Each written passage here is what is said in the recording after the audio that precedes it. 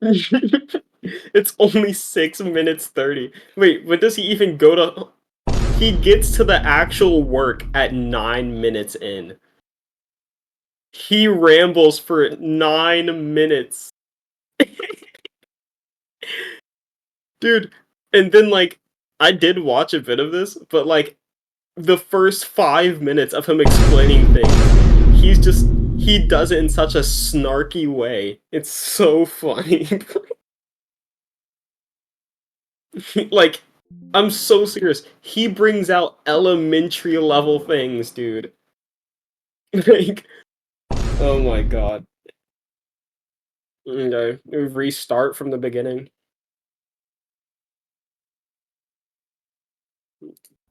How you hear a lot of American men, which is pathetic, you hear them say that they're looking for happiness. Which I'm is looking to be pathetic. happy.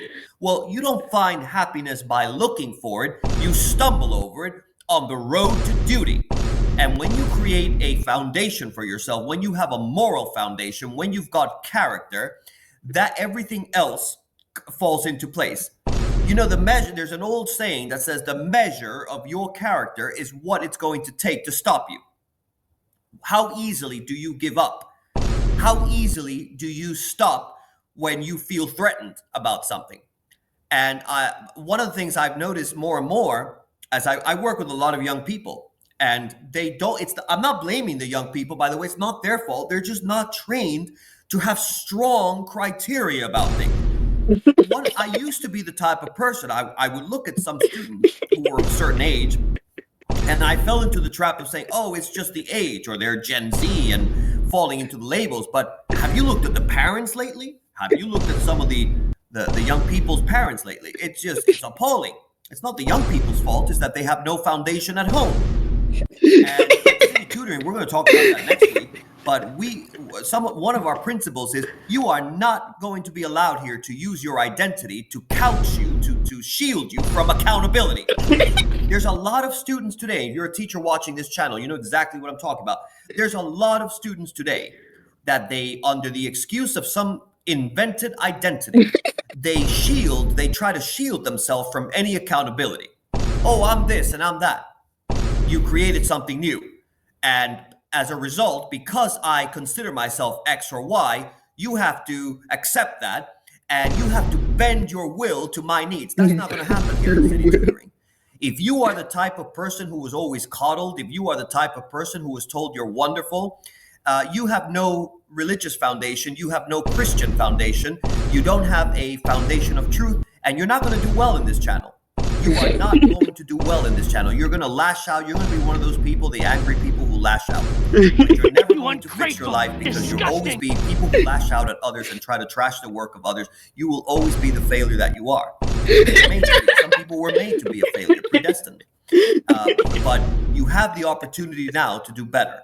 You always have the opportunity. We are in America, of all places. You still have, even in 2025, you still have the opportunity to improve your life. So you need to stop blaming other people for your own misfortunes. You need to stop blaming other people for your own lack of adequacy. You are inadequate because of your behavior, because of the way, the values that you've been taught. So in this video, we're going to start the logic. We're going to start talking about logic, but this is going to be an entire series. So I decided to do that because we really, really need to improve the logical foundations in this country. So the first thing to note is we're going to talk about the types of sentences that exist. So I'd like you to consider these 5 sentences actually. 5 plus 5 equals 10. The first one says, we're going to dissect these with the precision of a mathematician and the flair of a commentator who hasn't had their critical thinking, like so many people today, outsourced to Twitter or X. Nowadays it's called X, to the mobs.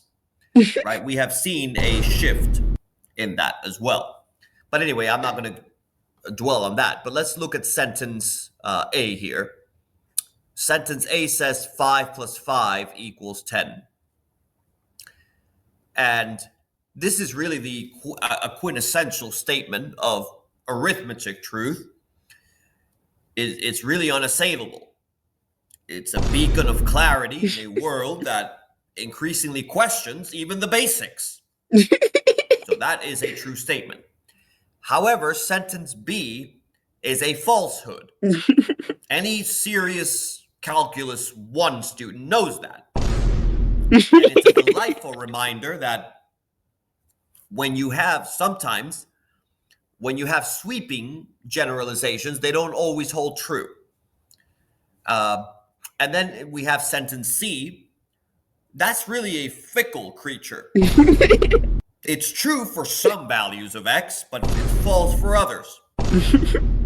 And if we were feeling generous, we'd call it situationally dependent, like certain ideologies that flourish only in echo chambers. Right? We've seen that these days.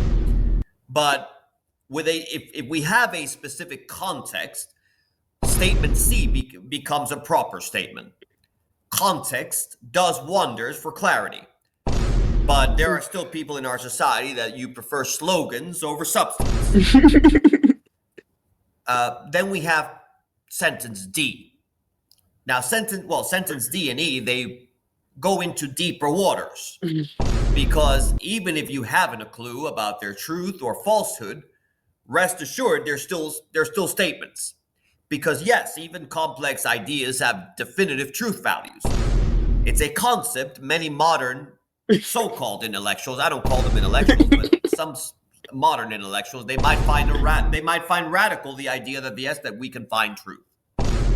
And for the record, by the way, if you look at statement D, that could be demonstrably false. And for E, well, its truth value sort of remains a mystery. It's much like certain political platforms. Its appeal lies not in its proof, but perhaps in its promise. There's a lot of people today, they allow themselves to be lied by easy lies. You know, one of the biggest lies we have today is when people promise you that your life is going to improve because the minimum wage goes up. All the minimum wage increase does is increase inflation. Everyone, any serious economist knows that. But anyway, sentences D and E are really rather more difficult because you may or may not know whether they are true or false, but it's certain that each sentence it has to be one or the other. So D and E are both statements. And as we said, you can show statement D to be false. And the truth value, you're not concerned with the truth value of any particular simple statement. To be a statement, it must be either true or false. It cannot be both. Again, let me say that again. To be a statement, it must be either true or false, and not both. But it's really not important. It's immaterial which condition applies. What will be important is how the truth value of a compound statement is determined by the truth values of its simpler parts. That's what we're going to be looking at. And you have in everyday English, you have a lot of statements. When you have a typical conversation, there's a variety of ways to change or combine statements. For example, what would be a simple statement? Like, it is hot. He types the whole thing out. And you can negate that statement. It is not hot. Right? Most people understand that. Now, it may be questioned whether or not, if you say it is hot, is a statement, because the term hot here can be vague. We haven't defined what we mean by hot, but if we assume that hot is if we give it a precise definition, then a particular place within a particular context, then it becomes easier to understand. But it's not always as precise as we would like. And what about if we said something like, it is a compound statement? What if we said, it is hot and I don't know, the waves are high. something like that. Well, here you have two parts. The first part is it is hot, and the second part is the waves are high. And these two parts, you can also combine them in other ways. You could say that it is hot, or the waves are high. You can also say conditional, if it is hot, then the waves are hot.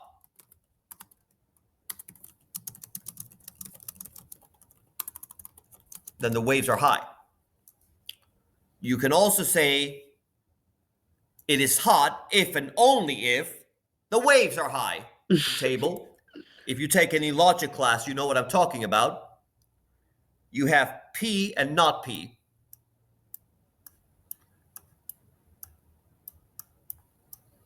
So if P is true, then not P is false. However, if P is false, then not P is true.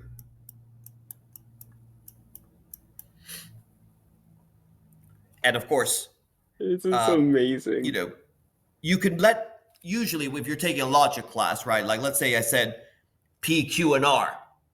And we said that P is today's Monday. Let me write it out because sometimes it's easier if you see it. You can visualize it.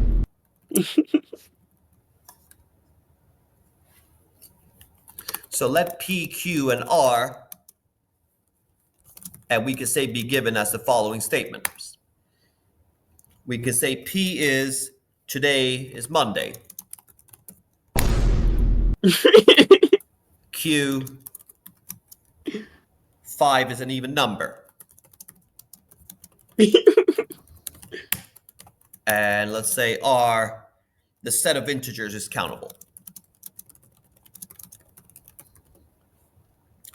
So if you negate this, you can write them with that symbol that I told you. If I write the not P, then you would say, today's not Monday.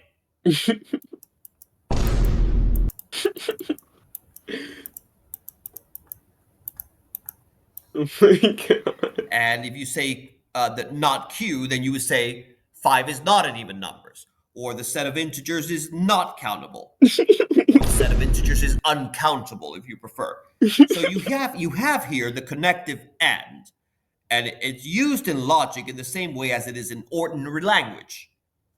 So P and Q are statements, and the statements P and Q, in that case, are called, we talked about that in my video on inequalities. We said that was a conjunction of P and Q. And how do you label that? With logical symbols. The first symbol we're going to learn today is, it looks like a caret. It's the caret symbol, actually. And it's written like this. P and Why is the Q. P so long? So this is true only when both P and Q are It looks true, like a sword. and it is false otherwise. It is false otherwise. So we also have, we talked about it in our previous video, we also have the connective or. And if you have why is he putting so much then that is called emphasis on random parts of so words? In common English, in spoken English, the word or, it can have two meanings. If you have a sentence like oh my God. Oh my God. Okay.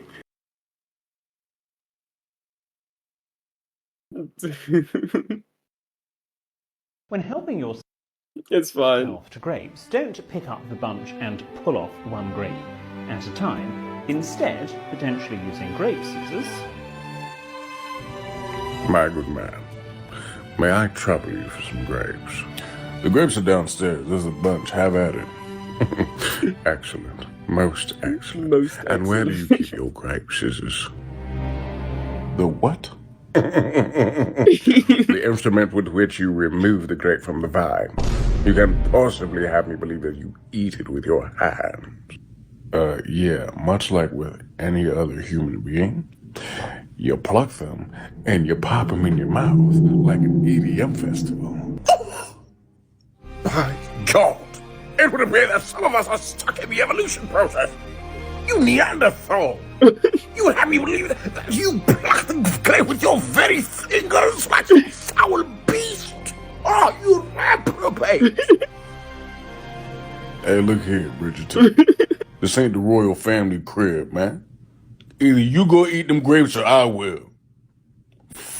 I can't believe that I was in the midst of a scoundrel's whole time. You're very pleasant sullies, Oh my god. I must remove myself. Oh my god. If one of your friends, a lot of you are high school students, so you're probably into sports, some of you, if one of your friends made a statement like this, the question is, under what circumstances could you What? call him a liar? You know, if the rain stops and he doesn't go, then your friend did not tell you the truth. Your friend is a liar. And if you have friends who are liars, I would reconsider those friendships, by the way. Over a football game. But what what happens if the rain doesn't stop? Well, he hasn't said what he will do then. But so whether he goes or not, either is all right in that case, right? Because he hasn't made a statement. So it could be argued that other interpretations make equally good sense, but mathematicians have agreed when you have an implication will be called false only when the antecedent is true and the consequent is false. So if you are going to denote the implication if P then Q by saying that P implies Q, then you have a new table. And you can use the following table to come to that conclusion. You have P and Q once again. Dude, it'd be amazing. And P implies Q. If both of them are true, then of course the implications are true. Imagine this dude like losing it in the middle of however, class. then the entire thing is false. Just like genuinely going insane. And again, but imagine if somebody went up to him notice what happens, and came up with him to if like it's false and any true, Twitter take, dude. then the whole thing becomes true. You can't talk to me like that. I identify as this, and just watch him flip And of out. course, if they're both false, then the entire thing becomes true. So if really it's important to recognize when you're dealing with mathematical writing, the conditional statement can be disguised in, sometimes you have several equivalent forms. So there are many expressions that all mean the same thing. Like, for example, if I told you, and they don't teach grammar in schools anymore. I know they don't teach grammar. I dare you to tell me in the comment section that your school has a specific grammar class. You'd probably be lying. But correct me if I'm wrong. And if you do go to a school that has a separate grammar class, I want you to name that school. So, for example, if I said if P, then Q, you could say it as Q provided that P. If I say P implies Q, I could say Q whenever P. There's just different ways of writing. If I say P only if Q, I can also write that as P is a sufficient condition for Q.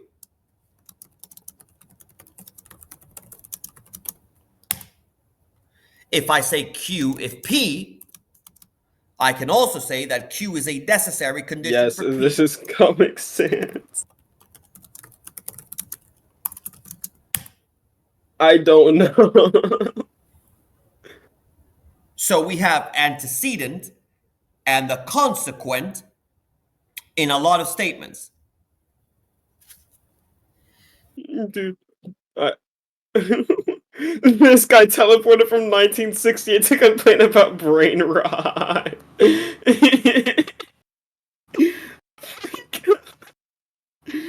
Oh my god. I'm dumb, so please keep uploading to teach me how to think. Oh my god. 16. Oh my god. Ugh. Dude, is this the exact guy? This is the same dude from the other one. In my middle school, I was in the honors level math class and we were learning algebra. I distinctly remember fundamentally not understanding the material. It's the guy. Oh my god. Oh my god, he's amazing, bro. This dude's amazing. It's it's it's not a bad video. It's just hilarious.